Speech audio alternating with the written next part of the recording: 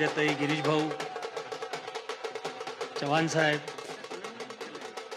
ते रवींद्र चव्हाण, संजय कुटेजी,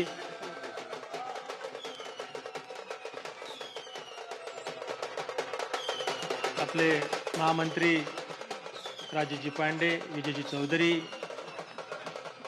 माधुताई नाईक, आपले आमदार विक्रांतजी पाटील।